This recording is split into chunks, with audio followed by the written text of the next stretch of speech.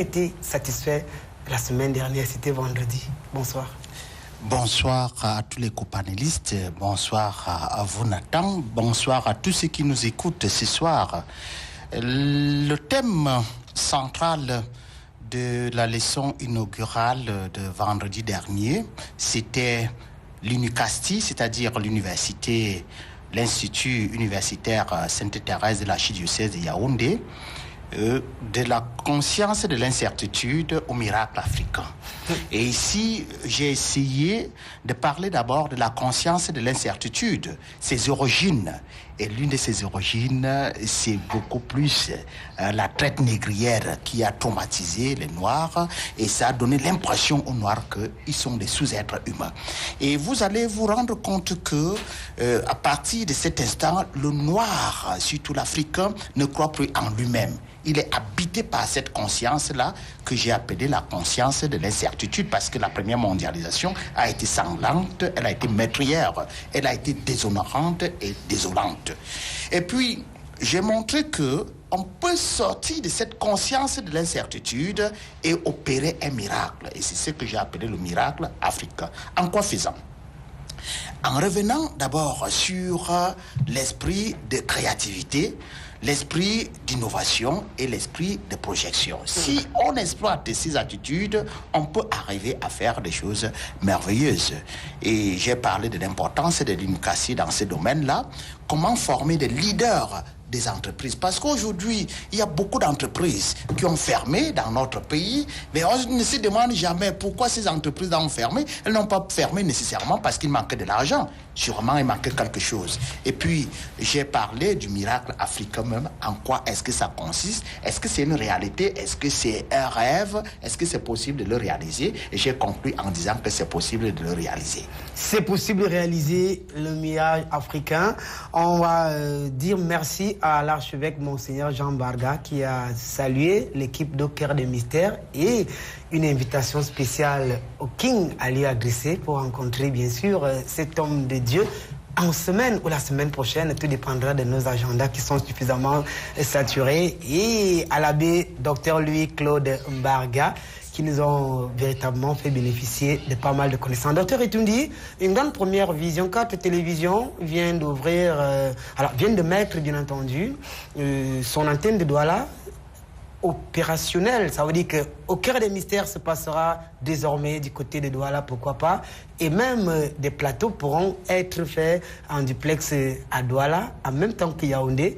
Une initiative qui a été soutenue par le président directeur général du groupe Landelu, Jean-Pierre Mougoubilinga, qui pense véritablement que la connaissance devrait être distillée partout et que nous avons le devoir, nous, actants et acteurs, bien sûr, qui manageons ce programme, d'aller vers ceux-là qui adulent les sagesses distillées de ce côté. Bonsoir. Oui, bonsoir Nathan, bonsoir aux panélistes, amis et frères et sœurs, et ceux qui nous regardent depuis leur domicile, qui nous font l'amitié, la fidélité de nous regarder chaque jeudi. Et ce que vous dites, c'est simplement que les bonnes nouvelles s'accumulent du côté du groupe L'Anecdote. Après le mariage qui a été fastueusement célébré la semaine dernière, une bonne nouvelle arrive, plus professionnelle encore, et qui prouve que ce groupe se veut très dynamique, au grand bonheur de ceux qui comprennent les enjeux qui président, enfin les enjeux sous-jacents à l'érection, à l'émergence du groupe L'Anecdote. Donc nous, de toute façon, nous apporterons notre pierre à l'édifice en tant qu'il s'agit effectivement d'éclairer la lanterne de ceux qui nous regardent, ceux qui nous font, comme je disais tout à l'heure, l'amitié de nous regarder, en espérant être toujours à la hauteur, parce qu'on n'est jamais sûr de rien. L'esprit souffle où il veut, quand il veut. Et nous ne pouvons que faire amende honorable lorsque nous ne pouvons pas être à la hauteur. Il faudrait qu'on ait l'humilité de reconnaître qu'on n'est pas à la hauteur. Mais je crois que votre plateau est un plateau d'élite. Ce n'est pas le club d'élite, mais c'est quand même un plateau d'élite parce que quand je regarde ceux qui sont sur ce plateau, c'est des grosses pointures spirituelles et nous ne pouvons que nous réjouir d'être là de la même manière que nous souhaitons bon vent au groupe L'Anecdote. Merci Djiboka Soona Ndjingang, c'est un grand initié, un mystique. un défenseur des valeurs ancestrales, traditionnalistes, afrocentristes. Bonsoir et bienvenue au cœur des mystères. Merci à vos nombreux millions de téléspectateurs qui nous font l'amitié de nous regarder sur votre plateau. Merci à tous les panélistes qui ont répondu présents à ce rendez-vous. Merci à vous-même qui nous donnez suffisamment d'honneur pour nous inviter. Je voudrais rapidement et immédiatement me congratuler d'entendre le prêtre dire que le miracle africain est possible. Mais j'aurais voulu qu'ils disent comment. Parce que lorsqu'on nous demande de sortir de la conscience de l'incertitude par le miracle africain, j'ai envie de lui rappeler que ce qui nous a plongé dans cette incertitude, c'est justement lui et ses collègues prêtres, églises, évangélistes et tout le reste. Parce que je n'ai pas envie de leur rappeler le principe de l'individu cham et qui nous plonge dans un carcan d'esclavage où on nous dit que nous devions être les esclaves des enfants des autres. Alors, l'entendre dire ça cet après-midi me réjouit. Et pour une fois, vous voyez, je veux être dans son camp pour l'aider alors à nous sortir de cette conscience de l'incertitude par le miracle africain, en espérant qu'il va nous dire certainement comment est-ce qu'on va se débarrasser de ces religions esclavagisantes. D'accord, hein, ce qui est sûr, les éléments sont passés dans nos divers JT. On va essayer de ramener, bien sûr, cette leçon inaugurale quelques temps forts la semaine prochaine. Maître Brana avec nous ce soir. Bonsoir et bienvenue. Lumière à vous. Lumière à vous, Nathan. Comme toujours, à tous mes chers co-panélistes, mes frères ici présents. La lumière que j'incarne, je le vois en chacun de vous, et à tous nos téléspectateurs à travers le monde qui nous font non seulement l'obligation, mais surtout la peine et en même temps la joie de s'asseoir pour que nous les édifions chaque dimanche. Je vous le dis encore, Namaste, Ubuntu, comme pour dire simplement que la vérité, la lumière divine, l'amour que j'incarne, je la vois en chacun de vous. Vous êtes lumière et vous devez l'incarner. Sur ce, Nathan, je voulais comme ça donner un autre merci au docteur Pecheko qui m'a restauré physiquement pendant les 6 dernières semaines. J'y ai passé 6 semaines avec 2 sessions et non seulement son staff, lui-même son travail de restauration de toutes mes articulations, de mon dos, que je ne savais pas que j'avais un problème, mais il a pu détecter en moi. Pourtant, je suis végétarienne, pourtant, j'étais en parfait état de santé. Mais si vous me voyez revenir là, c'est Dr Pecheko. Et je voulais dire à lui et son staff, vraiment, Namaste Ubuntu pour le bon travail. Merci beaucoup. Je repars sur les États-Unis, quand vous allez m'en tout à l'heure, pour quelques jours, mais vraiment beaucoup plus restauré que je ne l'aurais imaginé. Ceci dit, scotchez-vous afin que nous vous édifions comme toujours. Merci Nathan de m'avoir donné l'opportunité d'être sur ce plateau avec tous ces géants assis à mes côtés et qui sont aujourd'hui mes frères et mon support spirituel. Merci Maître Brana. On dit Dr Pecheko, c'est un expert en médecine holistique et par ailleurs partenaire de Cœur des Mystères. Il passe de temps à autre sur ce plateau pour édifier les uns et les autres sur les maladies qui ont eu, bien sûr, qui ont accusé des insuffisances par rapport à la médecine alléopathique, car la médecine holistique se voulant une médecine éclectique, une médecine qui englobe pratiquement toutes les autres formes de médecine. Et il dit souvent ici, sans reprendre ses mots, peut-être avec fidélité, que nous sommes pratiquement nos propres médecins, comme le disait Imhotep, le dieu de la médecine africaine. On marque une autre halte et on revient juste après pour le grand débat de ce soir.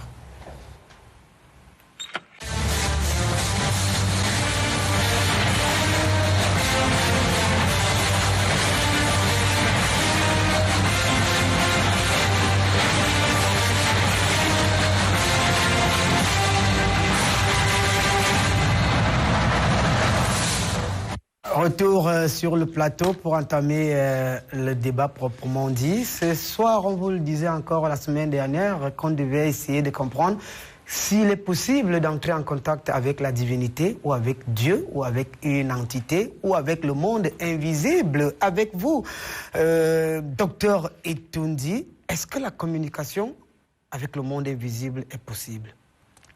Oui, merci pour la confiance que vous nous faites de pouvoir, en quelque sorte, relater ce qui se fait, ce que chacun d'entre nous fait. La communication avec l'invisible est permanente.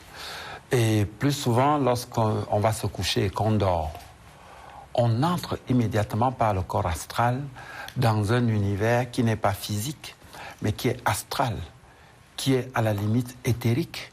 Et donc, du coup, on entre en connexion non seulement avec les esprits invisibles de manière vague, mais tout ce que nous pouvons appeler nos ancêtres et tout ce que vous pouvez imaginer, ils sont là, dans le monde invisible. Et lorsque nous dormons, de manière naturelle, nous sommes en relation avec eux. Lorsque nous dormons, c'est une petite mort qui nous amène à aller dans l'au-delà. Et lorsqu'on est conscient, on peut effectivement ramener de ce sommeil beaucoup d'éléments qui permettent d'assumer son existence ici. Mais alors, ça ne suffit pas, parce que l'humain a besoin d'être soutenu. L'humain a besoin d'être soutenu, motivé par beaucoup d'éléments, malheureusement, qui devraient être d'abord identifiés. On devrait se demander pourquoi l'homme éprouve la nécessité de prier.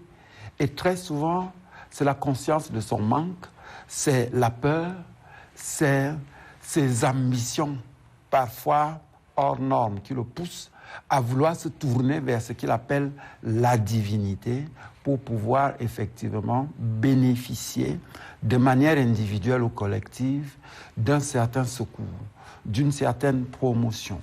Donc, il est possible, je réponds strictement à votre question, il est possible d'entrer en contact avec l'au-delà et cela se fait naturellement. Mais on peut aussi utiliser des artifices. À savoir, voilà, on va évoluer. D'accord. Alors, Père Minkala, on rappelle que vous êtes prêtre catholique romain, curé de la paroisse Toussaint de Mvan. Alors, Dr Etundi a évoqué ici le sommeil. Et lorsqu'on définit le sommeil, c'est défini ici comme étant un état de relative inactivité, motrice avec diminution des perceptions. Alors, il nous fait comprendre qu'à partir de là, nous voyageons pour l'au-delà. Chaque nuit. C'est un peu difficile d'être du côté du docteur Etundi parce que on n'est pas toujours conscient de ce qu'on fait lorsqu'on dort.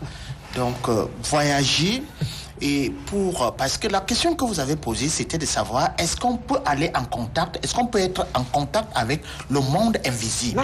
Non, là, c'est un autre volet. Là, oui. il a ouvert plutôt une autre fenêtre, à savoir la fenêtre qu'il a le ouverte, sommeil qui nous permet de manière extrasensorielle de nous retrouver dans l'au-delà. Il a spécifié l'au-delà, ça veut dire le monde invisible. Oui, lorsqu'on dort, on n'est pas conscient de ce qu'on pose comme acte. Et donc, c'est très difficile de pouvoir parler dans des absolus de ce qu'on peut poser comme acte lorsqu'on dort. Je ne m'y connais pas, parce que lorsque je dors, je peux peut-être rêver, mais ces rêves n'ont rien de rationnel. Oui, parce que je ne choisis pas des rêves. C'est l'au-delà? Peut-être que, mais l'au-delà, c'est, puisque ce n'est pas un monde, quand je rêve, je ne suis pas dans le monde réel que j'ai l'habitude de fréquenter.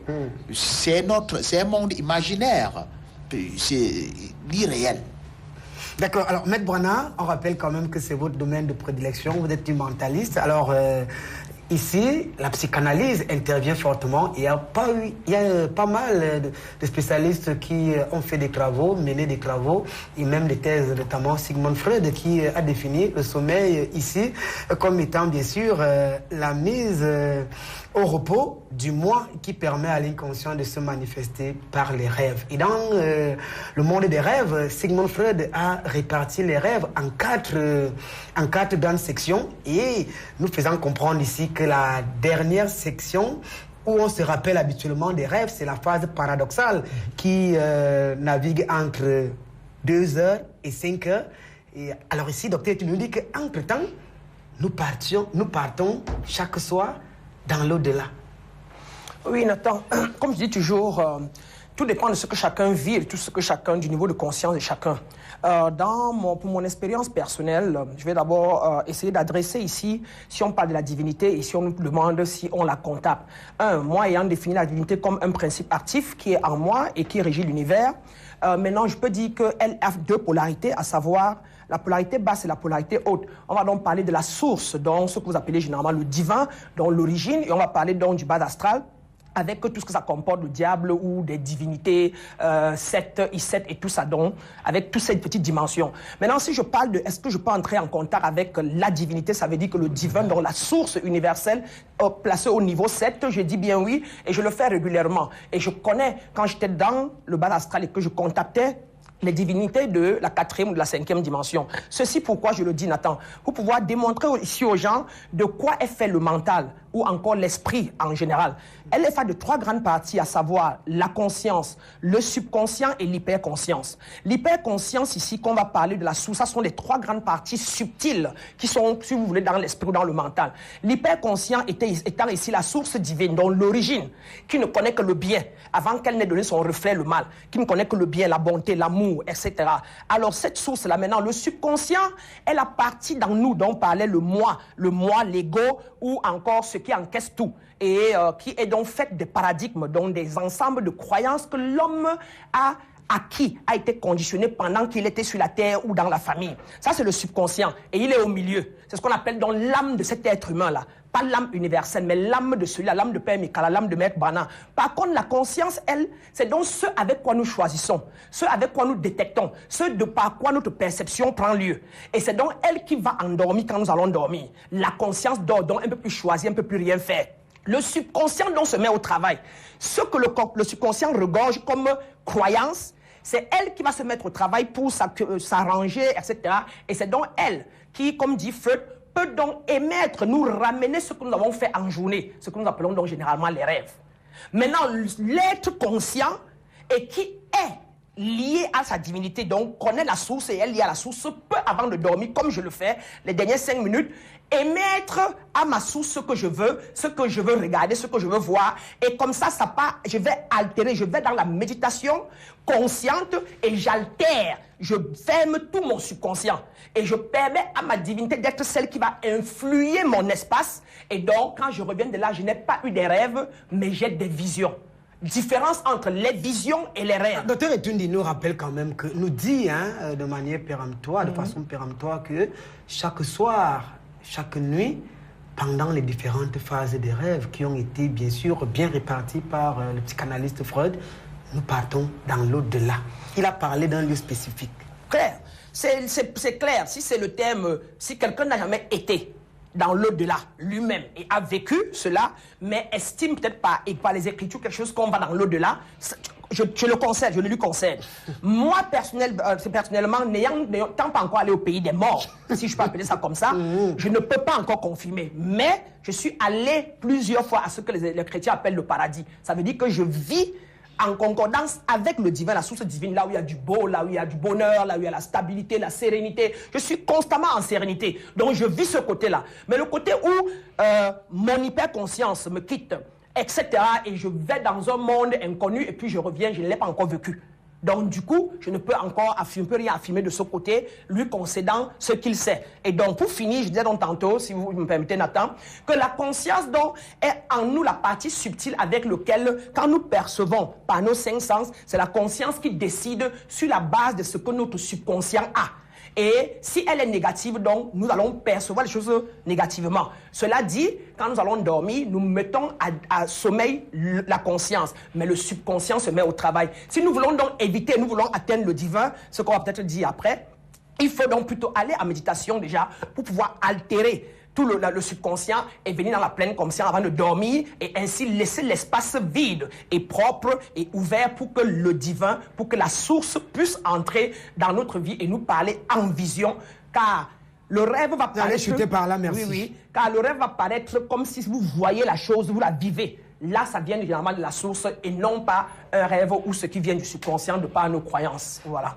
Ndiboka Sohona, vous êtes un praticien et d'ailleurs, on vous a vu pendant vos obsèques, connecter les vôtres à leurs ancêtres et connecter les vôtres à vous.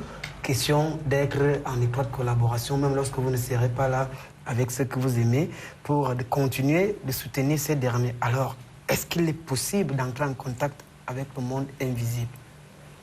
Après avoir tiré le chapeau au docteur Etundi, qui a dit que c'est un fait permanent, je voudrais reconnaître la probité intellectuelle de Maître Brana qui dit qu'elle ne s'y connaît pas. Ceci étant dit, je voudrais déjà faire remarquer que quand le prêtre dit qu'on n'est pas conscient de ce qu'on fait pendant qu'on dort, il vient de balayer la Bible en brèche. Job chapitre 33 déclare que c'est pendant qu'on dort profondément que l'Éternel apporte à ses enfants des avertissements afin que leurs pieds ne tombent pas dans le piège. Alors, quand un prêtre me dit que le rêve, c'est quelque chose qui ne sert à rien, Dieu merci, je lui tire aussi le chapeau parce qu'il a dit « Je ne m'y connais pas ». Ceci étant dit, il y a la rêverie, il y a le rêve, il y a le songe et il y a la vision. Qu'est-ce que la rêverie? La rêverie, ce sont des pensées éparses, pendant que vous ne dormez même pas. Qu'est-ce que le rêve? Le rêve, c'est la divagation de l'esprit qui ramasse tout ce que vous aurez vécu dans la journée avant de traverser l'étape de l'abandon de la conscience par l'inconscience. Qu'est-ce que le songe? Le songe, c'est lorsque la conscience n'a plus la main mise sur l'inconscience. Et qu'est-ce que la vision? C'est lorsque la conscience se marie à l'inconscient. Et c'est là où le docteur Etumbi vous dit, nous vivons cela permanemment, mais c'est du domaine de l'initié. Ce n'est pas du domaine de n'importe qui. Voyez-vous, lorsque vous êtes profondément endormi, vous vous retrouvez dans une ville où vous n'avez peut-être jamais été. Donc vous vivez cela de manière inconsciente. Mais l'initié peut décider ce qu'il va faire pendant ce voyage que vous faites sans savoir que vous avez voyagé. Parce que vous êtes un inconscient. Vous n'avez pas la capacité de faire ce mariage entre la conscience et l'inconscient. C'est le mec que vous appelez vulgairement le sorcier. Permettez que je rappelle qu'un sorcier n'est pas que maléfiste, même si la majorité d'entre eux sont maléfistes. C'est cela le sorcier. C'est ce monsieur qui a la capacité de relier son conscient et son inconscient, sa conscience et son inconscience pour permettre à la conscience de vivre la vie de l'inconscience afin que cela ne soit pas simplement des rêveries. Vous aurez compris très clairement que nous pouvons entrer en contact avec l'invisible, que nous entrons régulièrement en contact avec l'invisible.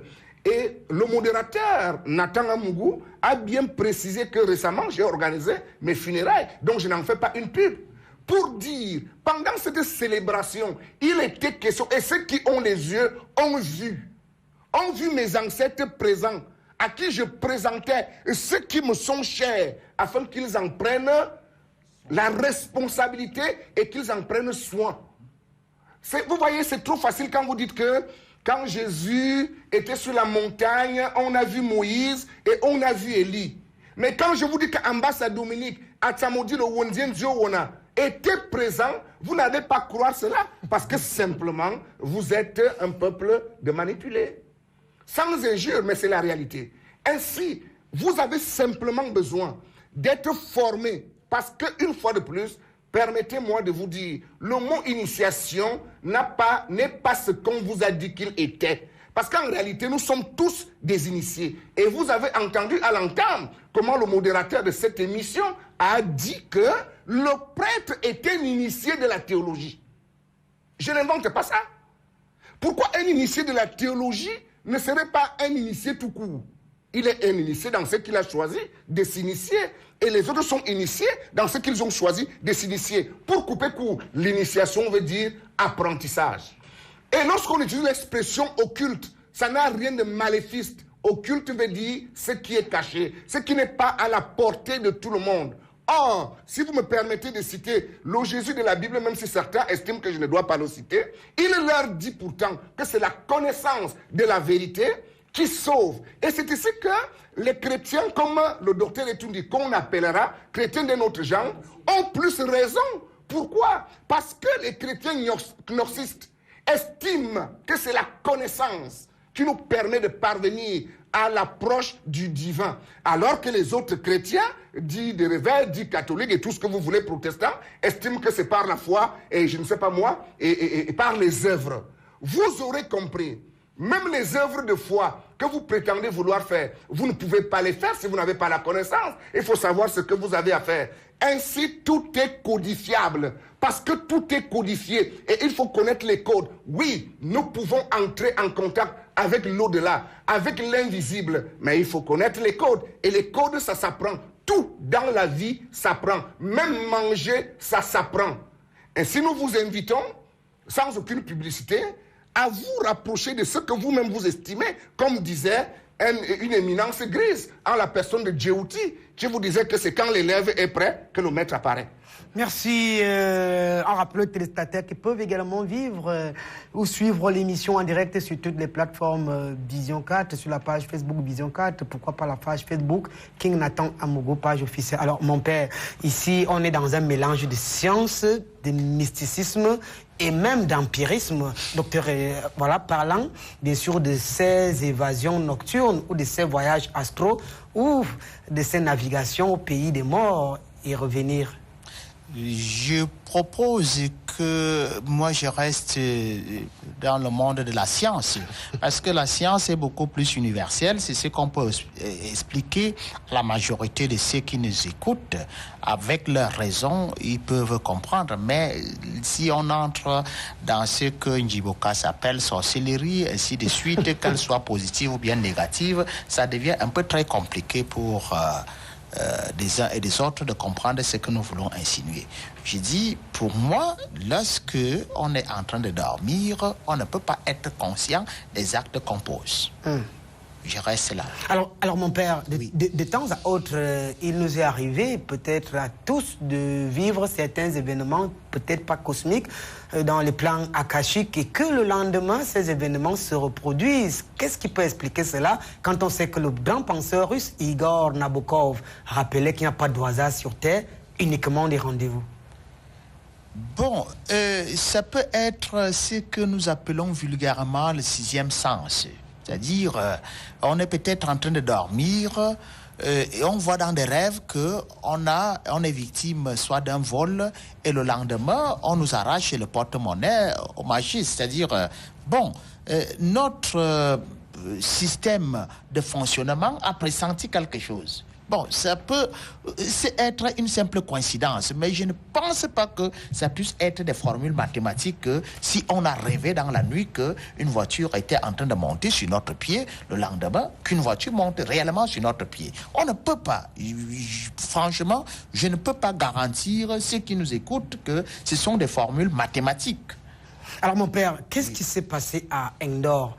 Vous connaissez l'histoire de Saül avec la nécromancienne de Endor, lorsque les Philistins menaçaient le peuple dit de Dieu, à savoir les Juifs Israël, qui étaient véritablement en guerre avec les Philistins. Et Saül s'est rapproché de la nécromancienne d'Endor. Nécromancienne ici, c'est la personne qui traite directement avec les morts. Et la nécromancienne a quand même rappelé l'âme de Samuel, et Saül n'a pas reconnu l'apparence de Samuel. Ils ont eu à converser. Comment cela peut s'expliquer, mon père? La Bible le reconnaît dans le livre des Chroniques et même dans le livre des Rois. Bon, alors, lorsque vous prenez un texte des Chroniques, il faut d'abord qu'on retrouve le genre littéraire pour comprendre, pour avoir le message littéral. Parce que il y a plusieurs sens, comme je l'ai toujours dit dans la Bible. On ne peut pas lire la Bible comme un livre d'histoire. Ce qui y est raconté dans ces textes, ce n'est pas nécessairement ce qui s'est passé. Et même si c'était cela, est-ce qu'il y avait une personne qui était en train d'observer pour prendre des notes? Donc, les textes bibliques sont... D'abord, il faut retrouver le genre littéraire du texte que vous venez d'évoquer. On parle de chroniques ici. Un chronique, c'est une chronique. Deux chroniques, sont des chroniques. Oui, mais des chroniques de cette époque-là, ce ne sont pas comme des chroniques d'aujourd'hui, pour les prendre à la lettre, pour dire que ce qui est raconté, c'est réellement de cette façon-là que ça s'est passé. Il faut revenir sur le texte, le sortir ici, nous le lisons ensemble, et puis nous allons déceler ce qui s'y trouve comme message. D'abord le message littéral, avant d'arriver au sens spirituel et au sens moral. Andy Bokassouna, certainement la nécromancienne d'Andorre faisait exactement ce que vous avez l'habitude de faire ou ce que vous avez la maîtrise, l'art de rentrer en contact avec vos aïeux, et a permis quand même à Saül de causer avec le prophète Samuel. Quand on sait que du côté du sud-ouest ou du nord-ouest, on a encore ces légats exécutifs du dépositaire de la connaissance ancestrale qui ont encore ces possibilités de faire à ce que chacun cause avec un parent disparu. Vous voyez, je n'ai pas envie de parler de malhonnêteté intellectuelle. Parce que mon frère ne peut pas se contenter de dire il faut qu'il le fasse. Voyez-vous, ce n'est pas simplement la nécromancienne, ce n'est pas simplement la veuve d'Endor. Venez dans le Nouveau Testament, vous trouvez là-bas l'histoire du pauvre Lazare et de l'homme riche. On réalise bien que l'homme riche, qu'on prétend que parce que lui il était riche, il allait en enfer. Que depuis l'enfer, il veut venir en aide à ses frères sur terre. Il interpelle Abraham. S'il te plaît, envoie Lazare pour que mes frères ne fassent pas la même chose que moi et qu'ils ne viennent pas souffrir ici. Vous voyez que la conscience ne meurt pas. La conscience ne meurt pas. Ici, est-ce que ce texte est un fait réel ou une allégorie? Vous voyez, même quand c'est une allégorie, qu'est-ce qu'une allégorie? Une allégorie, c'est une imagerie. Tout à fait. C'est-à-dire que... Pour véhiculer un enseignement. Oui, et nous savons, et c'est pourquoi nous disons que la Bible est un plagiat, parce que nous savons que le seul peuple au monde qui enseigne par les agolis, c'est l'Afrique, parce que nous enseignons par les contes. Or, là, on ne peut pas prétendre que c'est une allégorie, parce que si ce texte est une allégorie, Jésus est une allégorie, et il va falloir que les prêtres et les pasteurs l'acceptent. Vous voyez, ceci dit, je suis capable, pour chaque individu dans ce plateau, de le connecter à son mort. Et il le verra. Je peux voir ma femme, maman. J'ai dit n'importe qui dans ce plateau. Si vous pouvez remplir les conditions que je vais vous donner. Parce que la vie est un ensemble de codifications. Vous savez, le docteur Etoundi a prononcé un mot à l'entame de son propos. Le mot contact. Ce mot est extraordinaire. Vous savez, lorsque vous avez le contact de quelqu'un, peu importe où il est, vous pouvez entrer en relation avec lui. Ce n'est qu'une question de contact. Et vous voyez tout ce que la science dite moderne manifeste, c'est ce que la science occulte leur enseigne. Le contact, que vous avez un contact téléphonique. Mon numéro par exemple. C'est quoi un numéro? Nous allons arriver tout à l'heure dans le principe de la Kabbale. Et vous avez entendu parler de l'énochien de M. Kelly, qui vous donne le langage alphanumérique. Chaque nombre a un signe. Et le téléphone vous apprend ça. Vous avez rien que les lettres, les chiffres qui se suivent. Et lorsque vous formez ces chiffres, vous touchez un individu. Comment vous expliquez ça? Est-ce qu'on peut dire donc que tous les utilisateurs de téléphones portables seraient connectés au mysticisme inconsciemment? Non, ce que je suis en train de dire, c'est que la modernité, la science moderne puise absolument sa source dans la science ésotérique. C'est de ça qu'il est question. Et donc, s'il n'y a pas d'ésotérisme, s'il n'y a pas d'occultisme, et il n'y a pas de science moderne. Alors, on dit, quels sont les mécanismes qui peuvent nous permettre d'entrer en contact avec le monde invisible ou même des entités? Ça se passe comment? Bien. D'abord, premièrement, vous allez comprendre que si je prends un élève du cours moyen 2 et je lui apprends les nombres imaginaires, il va devenir fou. On n'apprend pas les nombres imaginaires au cours moyen 2. Ou encore moins en troisième. Il faut arriver à un stade de l'initiation pour que vous puissiez maîtriser la codification de ces choses. On ne peut pas venir devant un plateau de télévision et dire aux gens, prenez telle chose, faites ceci, faites cela, mais vous allez vous retrouver avec des tout-bébés qui n'ont plus de place parce que tout le monde sera devenu fou.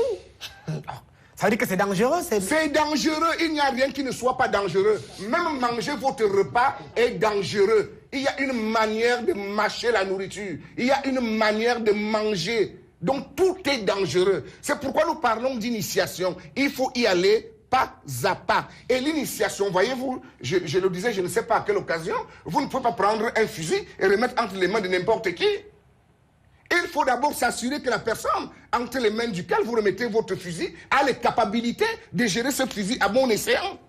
Je ne peux pas venir sur un plateau de télévision et je dis aux gens comment ils peuvent bénéficier du secours des morts. Parce que beaucoup peuvent utiliser ce même principe dans le cadre du maléfisme. Merci, on rappelle aux téléspectateurs que l'émission est interactive et tous ceux qui aimeraient donner leur point de vue, leurs préoccupations, le code d'accès qui s'affiche au bas du petit écran vous aide à nous envoyer vos courriels uniquement par SMS classique ou via WhatsApp. Alors, docteur Etundi, vous êtes rosicrucien et on connaît ce que la Rose-Croix d'Or a comme mystère au sein de cette organisation. Alors, quels sont les mécanismes qui peuvent nous permettre de manière consciente d'entrer en contact avec le monde invisible? D'accord. Ce qu'il y aura d'abord à préciser, c'est que pour la Rose-Croix d'Or, l'au-delà n'est pas un pays unique, n'est pas un domaine de vie unique. L'au-delà est stratifié. L'au-delà est stratifié. Et déjà, à la Rose-Croix d'Or, nous gardons d'être en contact avec un au-delà qui ne soit pas... Vous ne voulez pas entrer en contact avec les morts? Avec les morts. Comme Djibokas? Non, nous ne voulons pas. Ce n'est pas notre cheminement. Pourquoi vous ne voulez pas? Nous ne voulons pas parce que nous avons mieux à faire, selon nous. À savoir, nous connecter... Vous estimez que Djibokas perd son temps à connecter les siens aux morts? Non, tout est apprentissage. Ok, d'accord. Dans le travail que fait Djibokas, il y a un apprentissage. Il ne peut pas dire qu'il est arrivé au bout de son apprentissage. Nous sommes des éternels apprentis. Et de toute façon, qu'il le fasse de manière cérémonielle ou non, je viens de dire que nous sommes en contact régulier avec le... Je demande comment la Rose-Croix d'Or voilà donc, opère dès que je l'ai dit, pour dès que entrer je l'ai en contact, puisque vous dites que vous pouvez le faire, mais vous ne voulez pas le faire. Alors, nous ne le faisons pas parce que de toute façon, c'est du disponible. Pour nous, c'est ce qu'il y a de naturel. C'est-à-dire? À savoir que pour entrer en contact avec l'au-delà, il suffit d'y penser. Il suffit d'y penser. Ce que je peux mettre sur pied, formule, objet ou tout ce que vous voulez, ce n'est que des accessoires. Ce n'est que des accessoires d'ailleurs qui changent d'un individu à l'autre, d'une communauté à l'autre. Mais chacun ayant déjà rodé son système qui lui permet à lui et à lui seul d'accéder à cet au-delà-là. Voilà pourquoi vous entendez Djibokas vous dire, il ne peut pas venir sur un plateau de télévision, dire voici ce qu'il faut faire. D'abord, ce serait très dangereux parce que les esprits ne sont pas préparés. Nous sommes au cœur des mystères. Et ici, oui. Voilà, on va revenir sur ce plaisantin qui a dit qu'il envoyait les bouts ici. Tout le monde était prêt. Tout le monde est venu préparer parce que nous défendons les mystères. Alors ici, nous voulons comprendre comment on fait pour entrer en contact avec les morts. Ou bien avec les entités ou avec le monde invisible. Au cœur des mystères a déjà suffisamment préparé la conscience collective mondiale qui suit cette production. D'accord. En dehors donc du caractère, comme je dis, naturel, je viens de parler de... Vous avez désigné Maître Brana comme étant mentaliste. Je ne dis pas la pensée, pas la volonté, le désir. Vous pouvez, dès que vous les mettez, immédiatement, vous pouvez créer la présence de ceux qui sont partis. Parce que de toute façon, ils sont en relation avec nous, minute by minute. Rien ne se fait ici sur Terre sans qu'ils sachent que ça se fait. Donc ils sont avec nous? Ils sont avec nous partout. Oula. Je ne suis pas initié dans l'ordre d'un Djibokas, mais ce que je dis, c'est qu'ils sont avec nous partout. Même ici sur ce plateau, ils sont là. Ah bon? Oui. C'est grâce à eux. Djibokas vient de vous dire que la science moderne est adossée sur les sciences occultes. Même un phénomène comme la télévision ne peut s'expliquer que par cet ésotérisme-là, que par cet occultisme-là, et qui fait que nous qui sommes ici, nous pouvons être présents dans les domiciles des gens. Oui, mais voyez déjà ça. Comment on me voit dans le domicile à travers un écran. Aux États-Unis. Il s'agit bien de moi. Je suis là. Seulement, je ne suis pas palpable. Je ne suis pas là dans mon corps physique, mais je suis là dans la réalité substantielle de ce que je suis. La preuve, ce que je dis est entendu par tous, est examiné par tous. Donc, je dis, par la pensée, par le désir et la volonté, nous pouvons arriver à nous mettre en contact avec les morts. Et alors, on peut aller plus loin, au niveau éthérique, qui se rapproche beaucoup plus du physique, jusqu'à faire en sorte que la personne se manifeste. Vous ne pouvez pas la toucher, vous ne pouvez pas toucher cette personne, mais elle est là. Vous la voyez, tout le monde voit la personne dont il s'agit. Lorsqu'un Djibokaz vous dit, je peux faire en sorte que tu te mettes en relation avec ton ancestralité ou son ancêtre, il sait de quoi il parle. Et ça va se passer au niveau éthérique. Cette personne je ne peux pas la toucher comme je touche mon frère, mais elle est visible au plan éthérique. D'accord, je passe la parole à mon père. C'est une expérience vécue. Lorsque j'ai mes 9 ans, 10 ans, je suis dans ma chambre et il n'y a personne